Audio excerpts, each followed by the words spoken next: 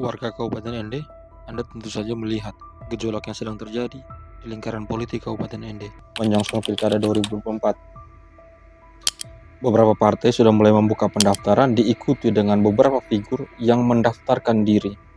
Ada yang mendaftarkan diri secara personal, dan ada juga yang datang membawa pasangan. Sebut saja Erikos Emmanuel Rede yang membawa Awaludin dalam pendaftarannya di Partai Demokrat Ende.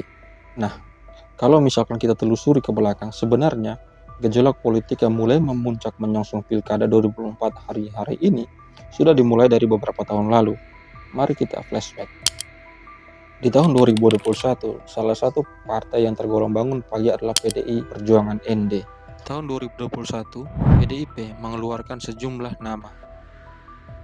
Terdapat 18 nama yang dibuka kepada publik untuk disurvei.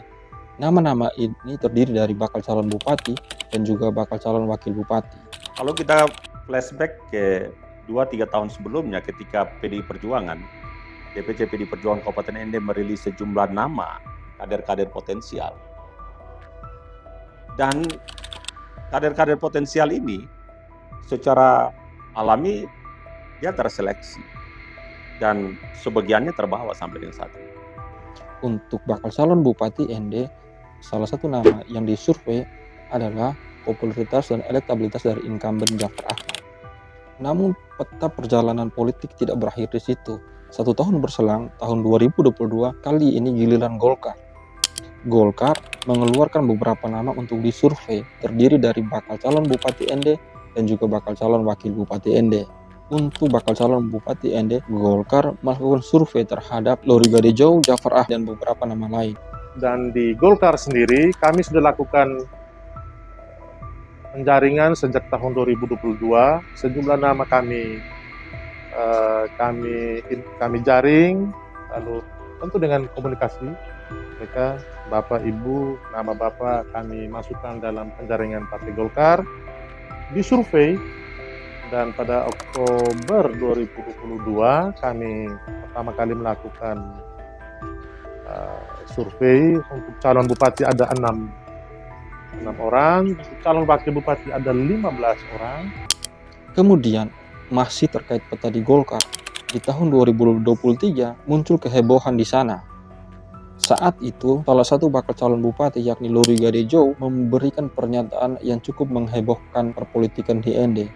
Lori saat itu ia mengatakan bahwa Golkar sudah 90% akan mendukungnya. Bahwa saya dicalonkan dari Golkar. Dalam pernyataan itu, Lori mengungkapkan bahwa angka kepastian 90% bahwa Golkar akan mendukung dirinya ia dapat dari salah satu elit Partai Golkar tanpa ia sebutkan nama. Dan peta kontestasi di Partai Golkar tidak berakhir di situ. Di tahun 2024, Golkar kembali mengumumkan kepada publik bahwa terjadi pengerucutan setelah hasil survei. Dari 6 nama tadi mengerucut menjadi 3 nama, yakni Heri Wadi, Lori Gadejau, dan juga Domi Mere. Untuk calon bupati ada 6 orang, untuk calon wakil bupati ada 15 orang. Kemudian karena ini 6 orang itu jadinya munculnya hari ini 3.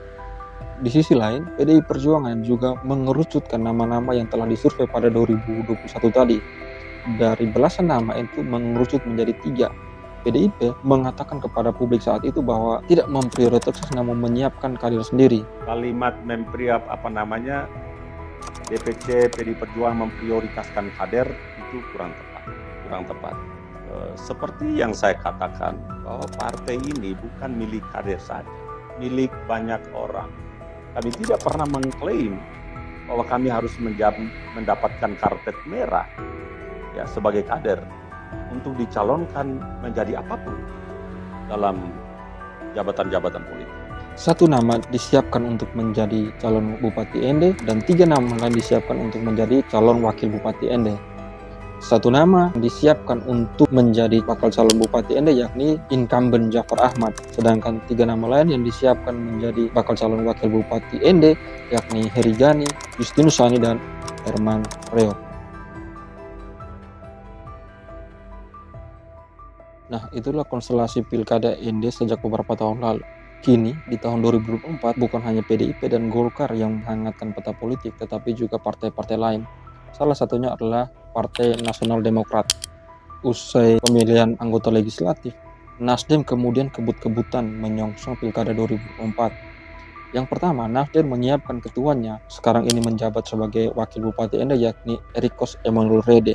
Setelah menyiapkan Erikos Emmanuel Rede, Nasdem langsung gercep menentukan bakal calon Wakil Bupati. Dan nama yang dapat oleh Nasdem ini cukup menghebohkan, yakni Awaludin, Ketua PSI. Yang kedua kepada Ibunda Gatul yang telah merestui, yang telah mewakafkan sang suaminya untuk mengabdi melalui PSI.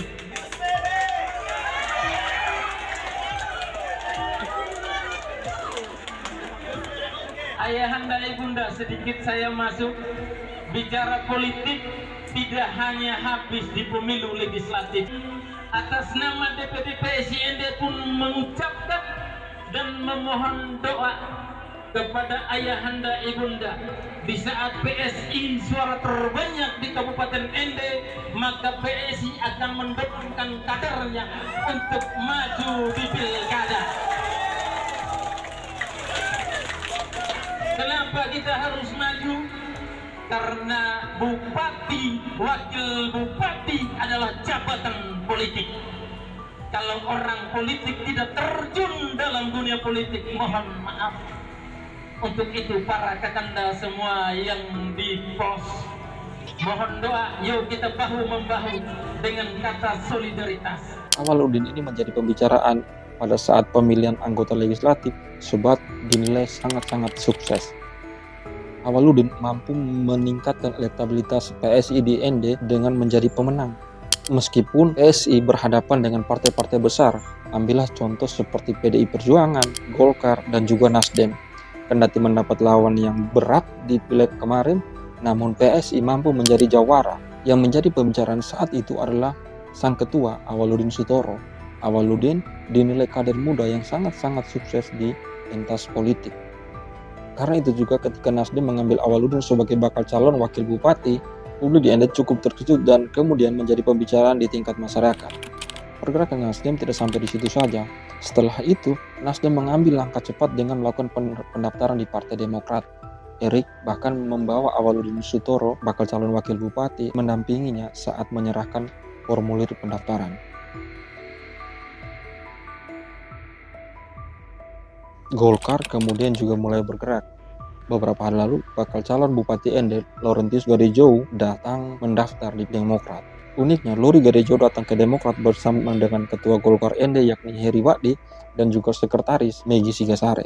Golkar hanya mendaftarkan Lori Gadejou ke Demokrat. Hal ini tentu menjadi kesimpulan bahwa sebenarnya Golkar telah mengerucut ke Lori Gadejou untuk diusung sebagai bakal calon Bupati Ende.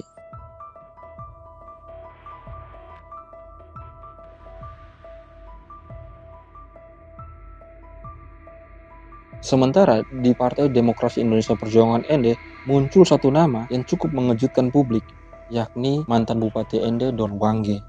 Mengambil formulir dan sudah sedang dalam proses penentuan waktu pendaftaran, mungkin dalam minggu-minggu besok. Yang pertama, Bapak Dr. Andus Haji Jafar Haji Ahmad. Yang berikutnya lagi ya, Bapak Don Bosco M. Bangge. Don Bosco M. Bangge. Kami bertanya kepada Heri Gani saat itu, apakah formulir pendaftaran diambil sendiri ataukah diwakilkan? Heri Gani menjawab saat itu bahwa yang mengambil formulir pendaftaran saat itu adalah utusan dari Pak Don Wangge. Nama ini cukup mengejutkan karena dinilai bahwa figur Don Wangge memiliki basis tersendiri dan memiliki daya tarik elektabilitas tersendiri. Tentu saja kemunculan Don Wangge akan menggetarkan kontestasi politik Pilkada 2024. Itulah peta konstelasi Pilkada ND dari beberapa tahun lalu. Untuk saat ini, beberapa ketua partai dan takkan memperkirakan bahwa perubahan-perubahan besar seperti pasangan calon, seperti kandidat, seperti koalisi, itu masih akan berubah dalam waktu depan. Heri Wadi misalkan mengatakan kepada kami bahwa Golkar ND diarahkan untuk membentuk koalisi, melanjutkan koalisi Indonesia Maju. Artinya, peta di ND akan mengikuti peta nasional yang kemarin di Pilpres. Namun, ia juga menekankan bahwa ini semua elastis. Berbagai hal yang terjadi sekarang masih dapat berubah lagi ke depannya nanti. Karena memang diarahkan prioritas dari pusat itu untuk kita komunikasi dengan partai-partai koalisi Indonesia Maju, secara nasional koalisi Indonesia Maju, tapi tentu disesuaikan dengan dinamika kearifan lokal yang ada di kabupaten. Bila nanti PSI sudah punya figur, dia sudah komunikasi, silakan. Kami tentunya tidak jemu-jemu untuk berkomunikasi dengan partai-partai lain. Tentu semuanya tentu dalam arahan, dalam bimbingan dari provinsi dan pusat. Kita nantikan saja apa yang akan terjadi selanjutnya, dan untuk video ke depan kita akan mengulas tentang peta bakal calon Wakil Bupati Ende.